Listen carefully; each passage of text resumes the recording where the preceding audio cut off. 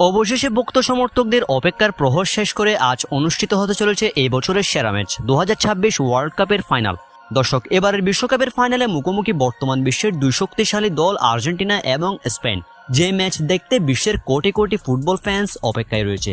দর্শক, আর্জেন্টিনা বনাম স্পেনের বিশ্বকাপ ফাইনালের ম্যাচের সময়সূচি, পরিসংখ্যান, কে এগিয়ে রয়েছে এই ম্যাচ জয়ের ক্ষেত্রে এবং ম্যাচের সঠিক প্রেডিকশন, সেই সাথে স্কোয়াড, সবকিছু নিয়েই আজকের ভিডিওতে বিস্তারিত আলোচনা করব। তাই ভিডিওটি না টেনে সম্পূর্ণ দেখার অনুরোধ রইল। দর্শক, তার আগে এই ভিডিওটিতে অবশ্যই একটি লাইক করে দিন যাতে ভিডিওটি সবার কাছে পৌঁছায়। এবার চলুন এক নজরে দেখে নেওয়া যাক আজকের বিশ্বকাপ ফাইনাল ম্যাচের বিস্তারিত আলোচনা। দর্শক, প্রথমেই কথা বলি স্পেন নিয়ে। লামিন ইয়ামালদের স্পেন এবারের বিশ্বকাপে অনবদ্য, তারুণ্যে ভরপুর এই দলটা।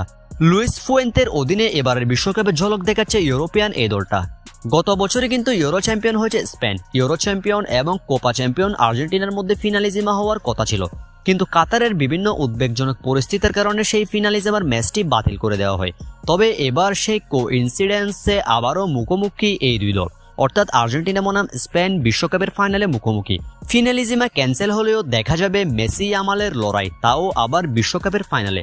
আমরা যদি স্পেনের সাম্প্রতিক পরিসংখ্যান লক্ষ্য করি তাহলে গ্রুপ পর্বের 3 ম্যাচের মধ্যে প্রথম ম্যাচে স্পেন কেপ ভার্দের বিপক্ষে মাঠে নেমে গোলশূন্য ড্র করে, দ্বিতীয় ম্যাচে সৌদি আরবের বিপক্ষে তারা 4-0 গোলে বড় জয় পায় এবং গ্রুপ পর্বের সর্বশেষ ম্যাচে উরুগুয়েকে 1-0 গোলে পরাজিত করে স্পেন। অর্থাৎ গ্রুপ পর্বের 3 ম্যাচের মধ্যে 2টাতে জয় পেয়েছে এবং 1টাতে ড্র করেছে লামিন ইয়ামালরা।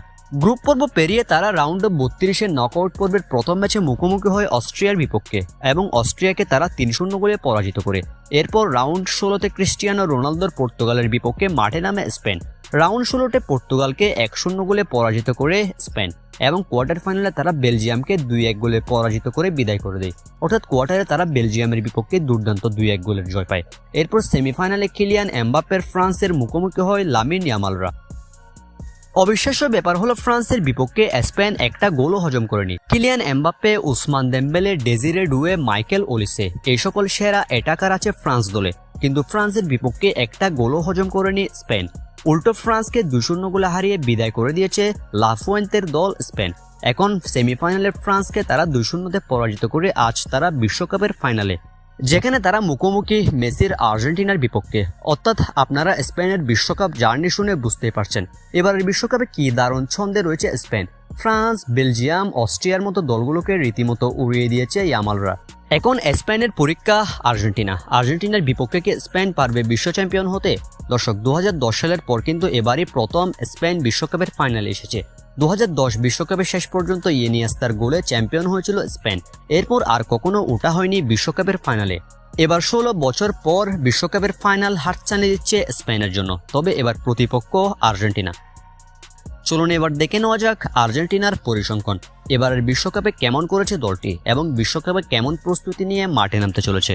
দর্শক, আমরা যদি আর্জেন্টিনার বিশ্বকাপ জার্নির শুরু থেকে লক্ষ্য করি তাহলে গ্রুপ পর্বের প্রথম ম্যাচে আফ্রিকান দল আলজেরিয়ার মুখোমুখি হয় আলবিসেলেস্তারা, যেখানে লিওনেল মেসির হ্যাট্রিকে 3-0 গোলে জয় পেয়েছিল আর্জেন্টিনা।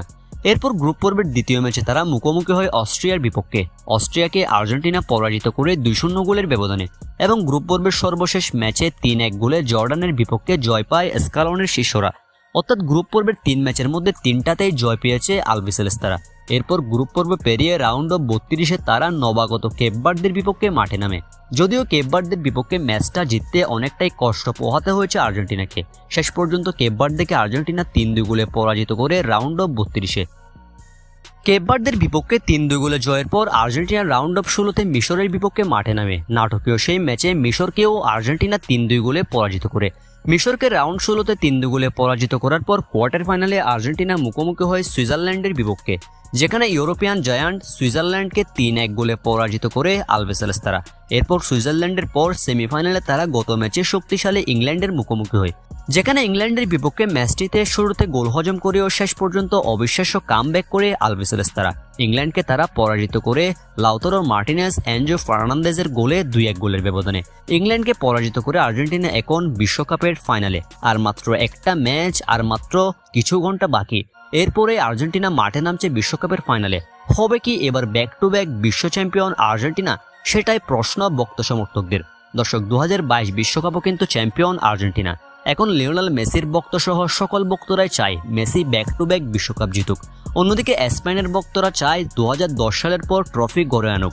এখন দেখা যাক মেগা ফাইনালে কোন দল জয় পায়। চলুন এবার দেখে নেওয়া যাক এই দুই দলের সর্বশেষ 5 ম্যাচের পরিসংখ্যান এবং ম্যাচটির সঠিক prediction.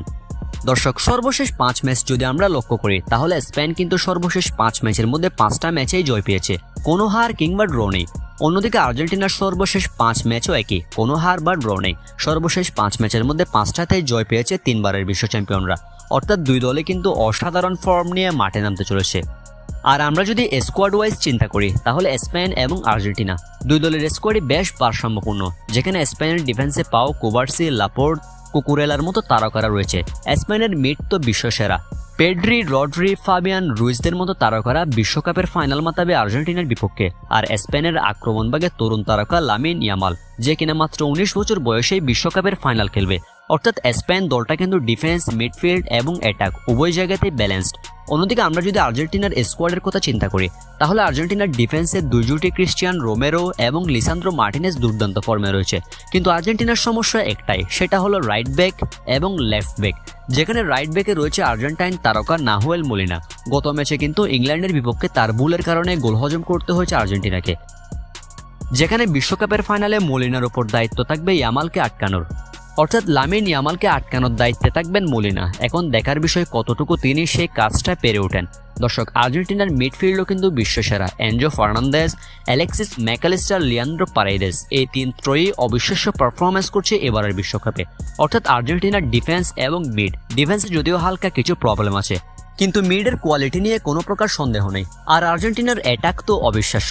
Julian Alvarez, Lautaro Martinez, Lionel Messi, এই জন্য এক রূপকথার গল্প লিখতে মাঠে নামছে আর্জেন্টিনা এই আক্রমণভাগ নিয়ে। সেই সাথে সাবস্টিটিউট হিসেবে আছেন Nico Paz, Giuliano Simeone, Thiago Almada, Nicolas গঞ্জালেসদের মতো প্লেয়াররা।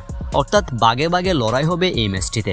যদিও গুগলের প্রেডিকশন অনুযায়ী এই ম্যাচ জিততে কিছুটা এগিয়ে রয়েছে স্পেন। দর্শক, এই ম্যাচের প্রেডিকশন হলো এই ম্যাচে স্পেনের জয়ের সম্ভাবনা 42%, আর্জেন্টিনার এই ম্যাচ জয়ের সম্ভাবনা 27% এবং ম্যাচটি এক্সট্রা টাইমে যাওয়ার সম্ভাবনা 31%।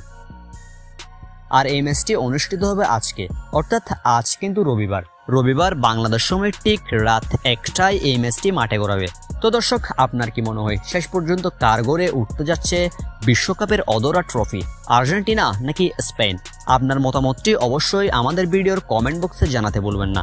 আর ফুটবল রিলেটেড সকল খবরাখবর সবার আগে পেতে অবশ্যই চ্যানেলটি সাবস্ক্রাইব করে সাথে থাকবেন। অসংখ্য ধন্যবাদ এতক্ষণ সাথে থাকার জন্য।